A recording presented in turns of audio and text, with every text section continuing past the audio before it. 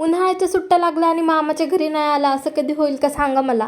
आज आम्ही आलेलो आमच्या मामाच्या घरी. काल रात्री पप्पांचा बड्डे करून घरी यायला खूप जास्त उशीर झालता, तरीसुद्धा सकाळी लवकर उठून आम्ही मामासोबतच मामाच्या घरी यायला निघालो. आणि आम्ही खूप सकाळी निघालेलो, त्यामुळे आम्ही दुपार व्हायच्या आतच मामाच्या घरी पोचलो. आणि आलेला आम्हाला आमची माऊ भेटली आणि ती आम्हाला बघून खूप जास्त खुश झालेली.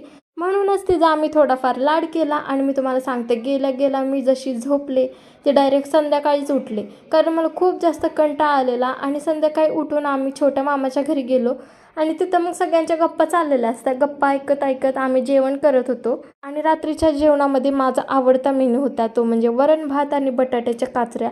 आणि हे जेवण बघितल्यानंतर माझा हावरटपणा मला आवरला नाही, त्यामुळे मी फास्ट खायला गेली. आणि असं फास्ट खायच्या नादामध्ये मला भातच भाजला. पण असल्या गोष्टी मला खाण्यापासून अडवू शकतात का? बिलकुलच नाही.